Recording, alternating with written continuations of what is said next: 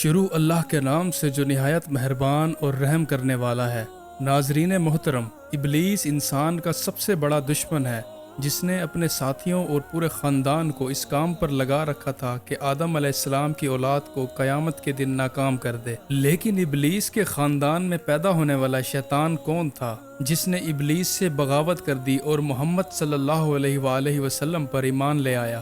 اور جب اس کی ملاقات حضور پاک صلی اللہ علیہ وآلہ وسلم سے ہوئی تو اس نے آپ صلی اللہ علیہ وآلہ وسلم کو کیا بتایا تھا، اور اب وہ شیطان کہاں پر ہے؟ پیارے دوستو، اللہ تعالیٰ نے انسان کو مٹی اور جنات کو آگ سے پیدا فرمایا۔ ان جنوں میں سے ایک جن جس کا نام ابلیس تھا، آدم علیہ السلام کو سجدہ کرنے سے انکار کیا تھا، جس کی وجہ سے اس کو بارگاہ خداوندی سے نکال دیا گیا۔ ناظرین محترم، ابلیس نے تا قیامت بنی آدم کو گمراہ کرنے کی قسم کھا رکھی ہے، اور اس طرح ابلیس اور انسان کی یہ تاریخی جنگ آج تک جاری ہے۔ دراصل قوم جنات کی تخلیق حضرت آدم علیہ السلام سے کئی ہزار سال پہلے ہو چکی تھی۔ ابلیس قوم جنات سے ایک فرد تھا۔ اللہ تعالیٰ نے انسانوں کی طرح اسے شعور اور نسل بڑھانے کی قوت بخشی تھی، اور بعض شیاطین ایسے تھے جن کو اللہ تعالیٰ نے جوڑوں کی شکل میں پیدا فرمایا تھا، اور جس طرح انسان مرد اور عورت کے ملاپ سے بچے پیدا ہوتے ہیں، اسی طرح اس قوم سے شیاطین جنات نے جنم لیا۔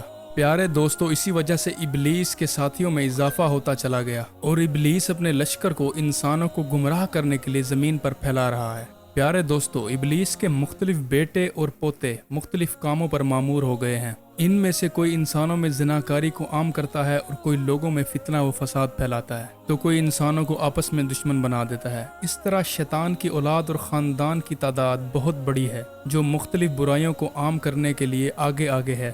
لیکن ابلیس کے ان تمام بیٹوں اور پوتوں اور خاندان میں سے ایک ایسا شیطان بھی ہے جس نے ابلیس سے بغاوت کی تھی اور گمراہی کے راستے کو چھوڑ کر راہ راست پر آ گیا تھا۔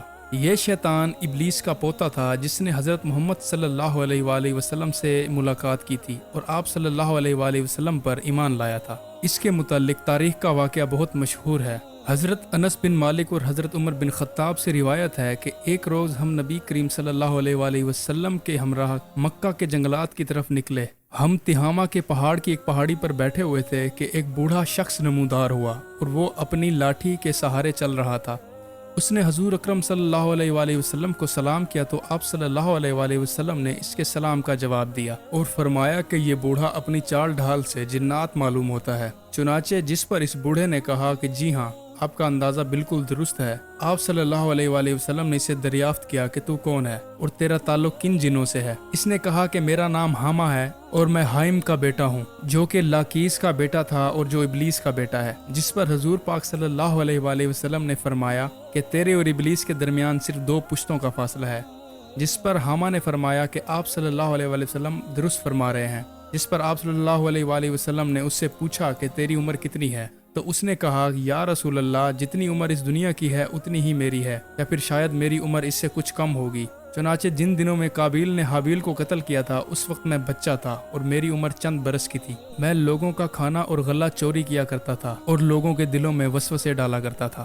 جس پر حضور اکرم نے کہا تو بہت برا ہے اور یہ عمل بھی بہت برا ہے۔ اس پر حامہ نے کہا کہ مجھے لعنت نہ فرمائیے، میں ان لوگوں میں سے ہوں جو حضرت نوح پر ایمان لائے تھے اور دین اسلام کی دعوت کو عام کیا تھا، یہاں تک کہ میں 1 سال تک حضرت نوح علیہ السلام کے ساتھ ان کی مسجد میں رہا ہوں، اور میں نے حضرت ابراہیم علیہ السلام سے بھی ملاقات کی ہے، اور جس وقت حضرت ابراہیم علیہ السلام کو آگ میں ڈالا جا رہا تھا اس وقت بھی میں ان کے ساتھ تھا، اور میں حضرت یعقوب اور حضرت یوسف کی صحبت میں بھی رہا ہوں، اور جب یوسف علیہ السلام کو ان کے بھائیوں نے کنویں میں ڈالا تھا میں ان کے ساتھ تھا، اور حضرت یوسف علیہ السلام سے پہلے ہی میں اس کنویں میں پہنچ گیا تھا، اور میں حضرت موسیٰ علیہ السلام سے بھی مل چکا ہوں اور ان سے تورات بھی سیکھی ہے، اور جب میری ملاقات حضرت عیسیٰ علیہ السلام سے ہوئی تو میں نے حضرت موسیٰ علیہ السلام کا سلام ان تک پہنچایا، اور حضرت عیسیٰ علیہ السلام نے مجھے انجیل سکھائی، اور حضرت عیسیٰ علیہ السلام نے فرمایا کہ اگر تم محمد صلی اللہ علیہ وآلہ وسلم سے ملاقات کرو تو میرا سلام ان کو کہہ دینا۔ تو چنانچہ میں اس امانت کی وجہ سے آپ صلی اللہ علیہ وآلہ وسلم کی خدمت میں حاضر ہوا ہوں،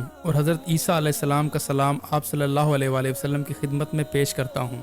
یہ سن کر نبی کریم صلی اللہ علیہ وآلہ وسلم نے ارشاد فرمایا کہ عیسیٰ علیہ السلام پر بھی سلام ہو، اور حامہ امانت پہنچانے کی وجہ سے تم پر بھی سلام ہو۔ حامہ نے کہا کہ اللہ کی قسم میں بہت شرمندہ ہوں اور اللہ کی پناہ مانگتا ہوں اس بات سے کہ میں نافرمانوں میں سے ہوں۔ پھر اس نے کہا کہ میں آپ صلی اللہ علیہ وآلہ وسلم پر ایمان لاتا ہوں۔ چنانچہ اس کے بعد وہ جن اتنا رویا کہ صحابہ کرام بھی رونے لگے۔ پھر اس نے کہا کہ آپ صلی اللہ علیہ وسلم مجھے قرآن مجید سکھا دیجئے۔ چنانچہ آپ صلی اللہ علیہ وآلہ وسلم نے اس جن کو قرآن کی تعلیم دی اور اس کو سورہ واقعہ، سورہ شمس اور قل هو اللہ احد پڑھائی۔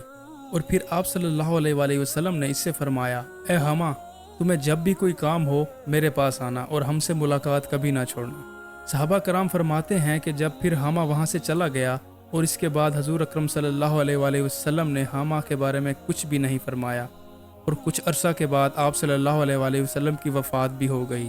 اللہ ہی بہتر جانتا ہے کہ حامہ زندہ ہے یا مر گیا۔